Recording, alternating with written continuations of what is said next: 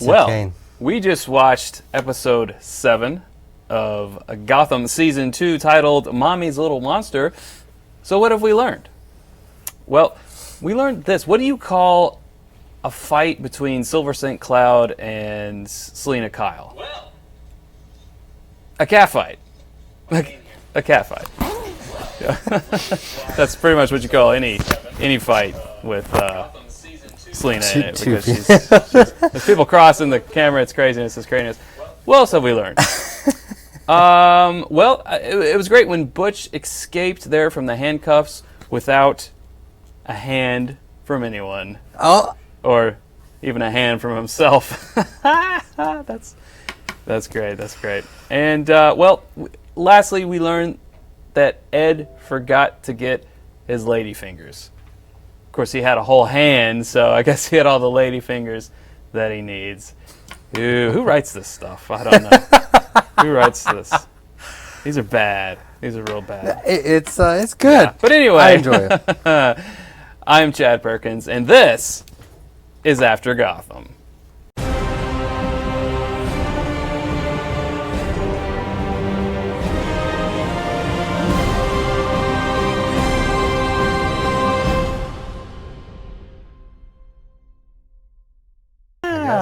Yes. Sorry. Yes, good.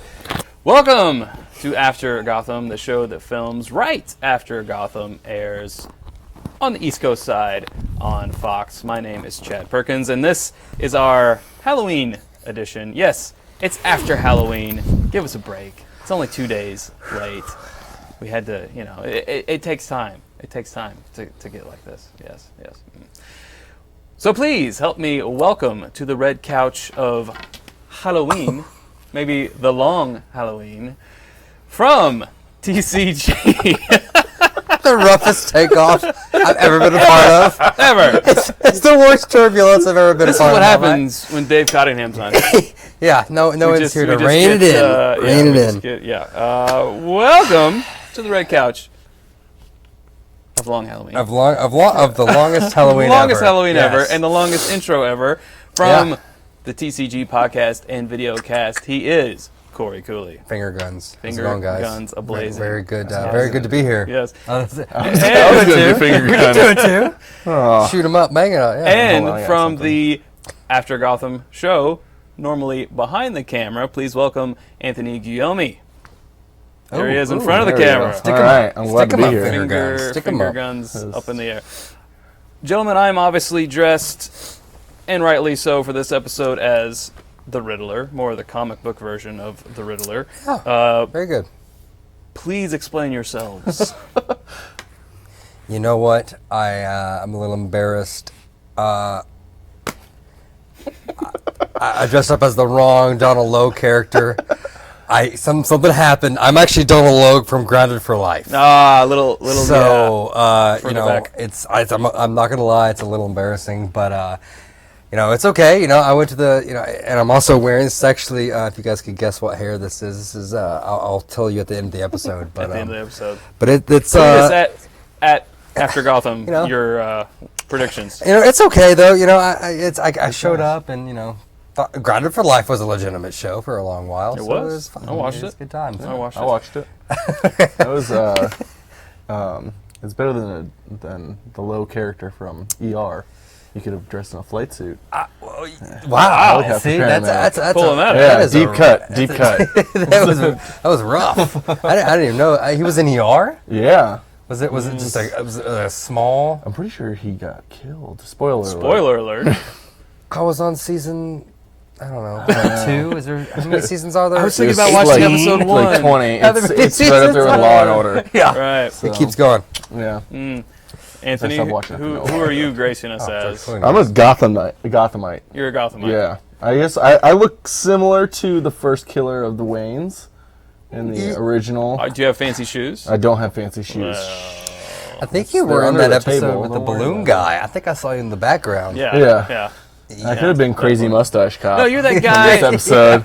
You're that guy who got killed in the restaurant when we later found out that Penguin orchestrated it all, you were the guy. See, I'm a You multi-extra. were in there, See, yeah. I'm planted throughout the show. Wow. I'm like that main. is- Sorry. I got a bug problem.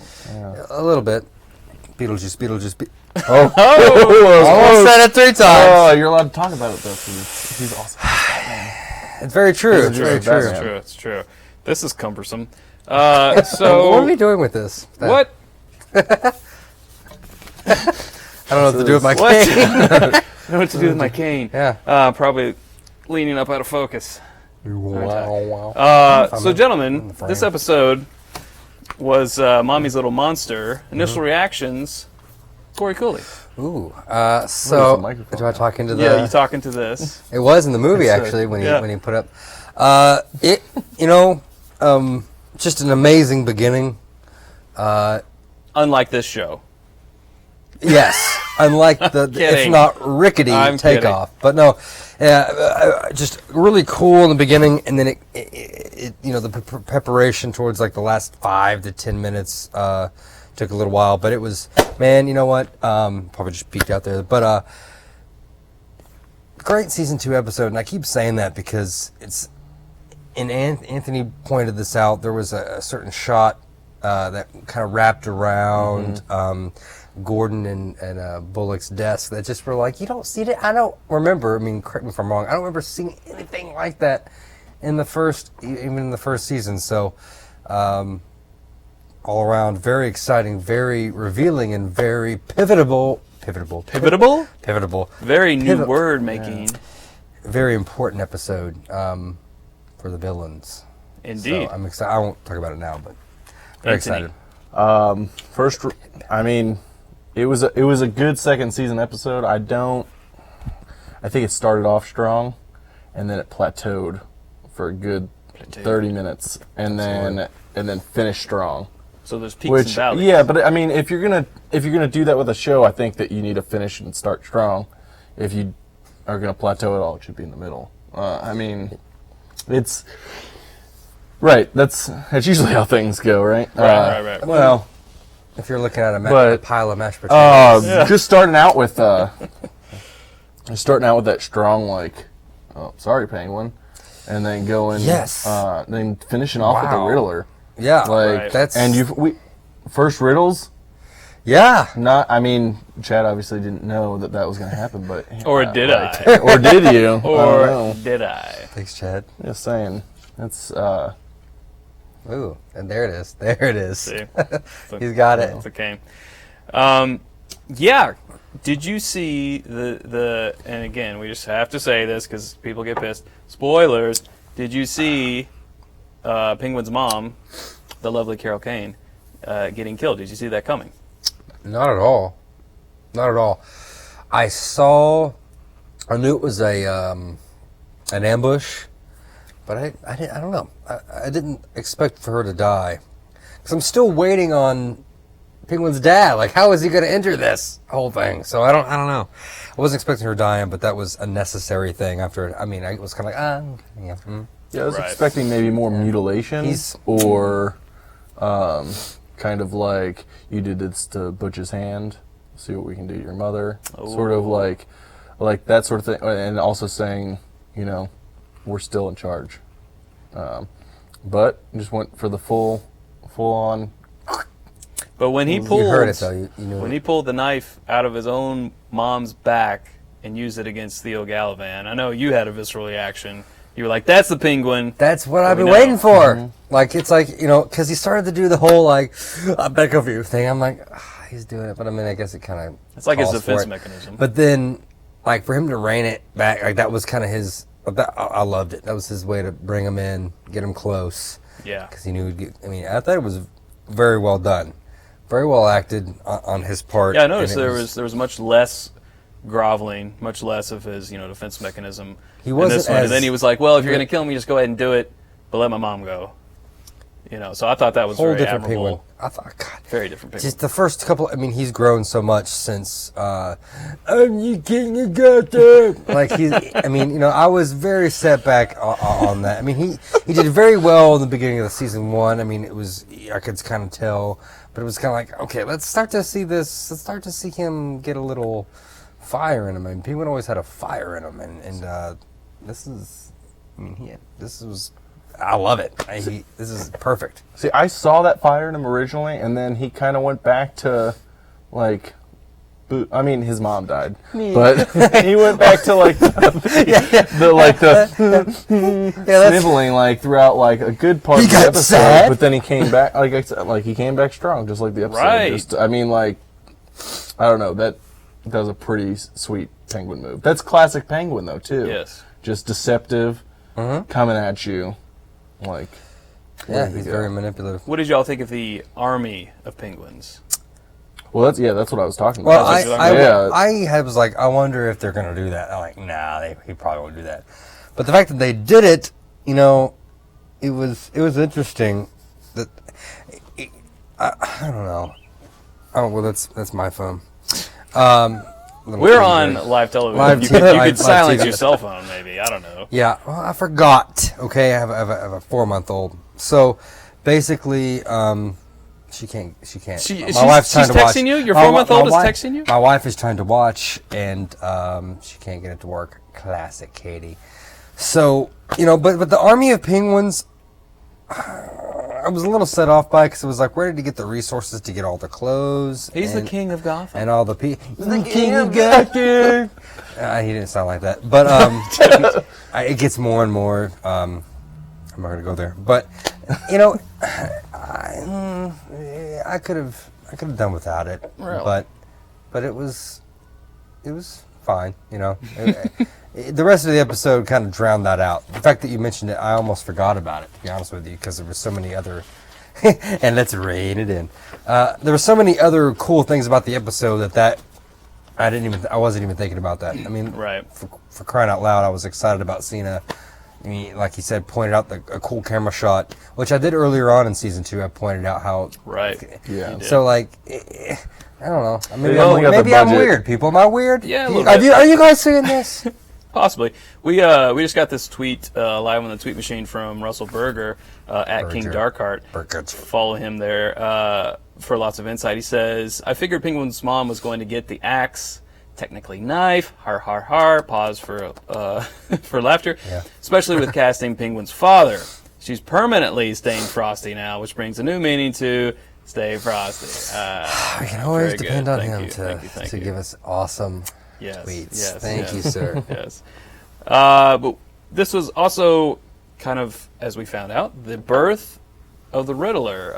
Anthony, what did you think about... Because we knew that the Riddler, or we knew that Ed was having the split personality disorder coming on, but we found out in this episode it could go so far as to this evil side of Ed could dispose of Kristen's body all without normal Ed's knowing. So what did you think about this dichotomy, this duality of characters? Well, at first I thought we were seeing more of Two-Face show up in this dichotomy, like where we have evil Ed, and we have simplistic nerdy Ed. Yeah, nerdy Ed. Yeah. But so I was thinking that like right before we see it pull together, I was thinking this is more Two-Face territory than it is Riddler territory. But then they like brought it back. I thought they did that very well. They brought it back, and you see him start to laugh and like accept this evil side, which is exactly who Riddler is. Right. And so it's a little darker of a Riddler character, but I like that. Right. So yeah, I like how they pulled it together. It's shaping up. Cory, talk to me about the Riddler from the comics as far as leaving riddles. Does he want to get caught? Is it this thrill of I could possibly get caught that eggs him on to do this? What's his motivation behind these riddles? The riddles were never there for anybody else besides Batman because the riddles were always so much more above everybody else. Batman was the only person that could that could solve them, I guess, in a way. So I don't know if it started out that way, but it became that way because, and then the ultimate thing was always beating the greatest detective on earth. And it's funny you mentioned that duality between them both because that's very true. That's funny that there were two of them, and now there's that one, and he is a darker side. The Riddler. We've mentioned this a lot on the show, but the Riddler was always a true psychopath, and even from Jim Carrey's portrayal, which was truly dark. If you really go back and look at it, like remembering it back when, when you first watch it, it's like him go, going crazy. Keeps me safe when I jog at night. When jogging at night, yeah. You go back and look at it, he's pretty dark, So, but this is a very interesting version of him, and it goes along the lines of. Like how they did the Joker, it was how after Heath Ledger, it's always like after Jack Nicholson, who else could do it better? After Heath Ledger, who else could do it better? And then Jared Leto's coming in with his thing, who else could do it better? And maybe, yeah, maybe, but he may not even be the real Joker. I don't know. But for the Riddler, Jim Carrey did it very well, and even on the video games, which they had a tinge of Arkham Knight, and the other ones where he's kind of like skipping and he's going around and he's talking. It's a little repetitive. It's kind of a cool. I don't know if it was a nod or what, but it comes down to like how this whole TV version, this whole different kind of universe. You can make your own character. You don't have to follow in the shadow of Heath Ledger or Jim Carrey, Cory Michael Scott. Right? Is that Cory Michael Smith. It's Michael Scott from Office. Is doing an amazing job of this and portraying, and doing an amazing job. So I'm very excited to see where this goes, and I'm glad the duality. They did a great job of. It didn't go on for too long. Now he's. Yeah. I wanted it to happen. I didn't expect it to happen this soon, but it's happening, right? Well, Is it happening? It's happening. It's happening. I mean, he split. Is he now the Riddler? He began as the Riddler, like he was Edward Nygma, but then he had a snap before he split, and he started laughing. Like that was when he first, in the beginning of the season, or was it at the end of the first season? I think it was the end of the first season. Yeah, he just starts laughing about. And he's like, it's not funny. And he's, yes, it is. And then you see him start to emerge as the Riddler. And then this season, they started off with them split right there, like in the mirror. They did. They just kind of when did this but I'm happen? glad that they brought it back together. I really want to see that character develop because I think that he might. Is he the start. Riddler? Is he who he? I think so.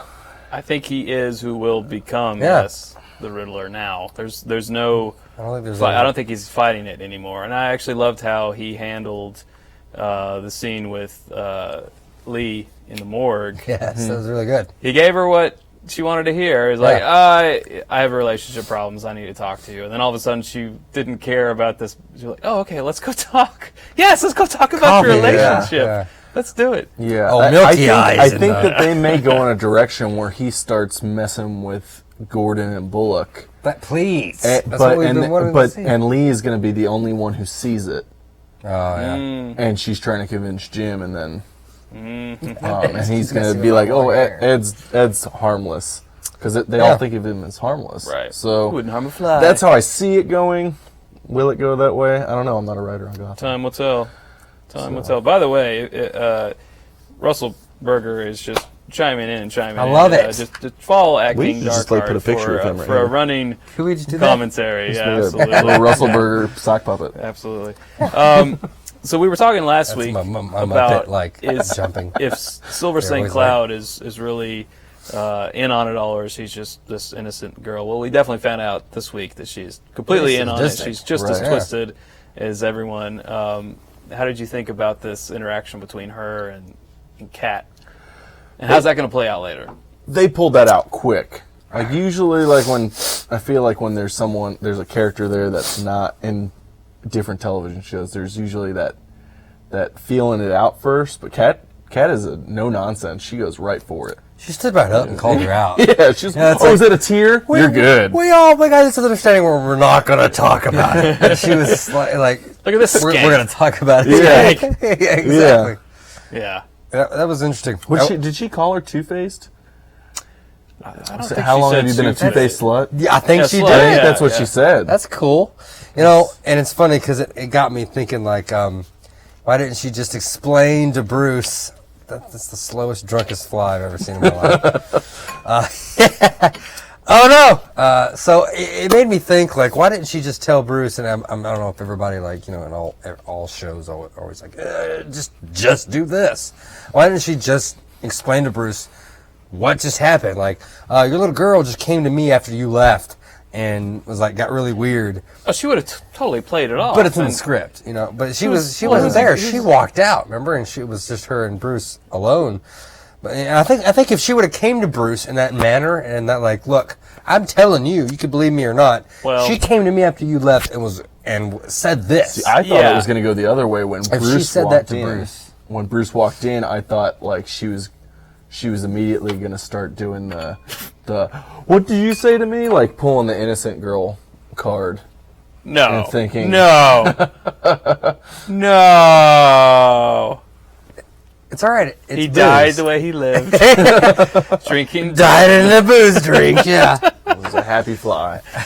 Sorry, we didn't mean to interrupt you Monsieur, with the what is funeral. this fly With the funeral. doing in my drink? Looks like the backstroke. No, yeah, but why didn't she just say that? I think Bruce has enough mind to have listened to Kat. See, I don't think he does. Not yet. I think that they're portraying this Bruce as if he's the Bruce that is also Batman, where he plays aloof, but really he's not. I don't know about that. But be really right now cool, it seems though. like he's almost aloof. That'd be really Like well. he just kind of if you say in like aloof, Cat is his brain almost all the time. so you're saying he kind of knows something is going on, or is it completely aloof? Where he I think doesn't he's know? like right now. I don't know if they'll wrap it back around, but right now I see him as almost completely aloof. Yeah, yeah. Except for Wayne Enterprises. Little Maybe juvenile. he's so blind by Wayne Enterprises he can't see. Well, he's also 13, 14 years I know, old. and what's But he's the Bruce best blindness for a 13-year-old? Boobies. Love. Oh, yeah. Well, love, also love, boobies, love. you know. But Yeah. the love of boobies. Yes. You want to go there? He's still, just a She's little yeah, kid. they're all very very good-looking girls, and they are great actresses, and we'll end it at that. Yeah. When did he get taller than Kat? You know, that's That funny. happened like He's growing really heartbeat. quickly. Yeah. He's pulling a Carl. Yeah. I don't know about you guys if you watch Walking Dead, but he's pulling a curl. Coral. Curl. Hold the gun like this. That's how he holds the gun. All right. Right down. Anyways. Yeah, we anyway. won't, Yes.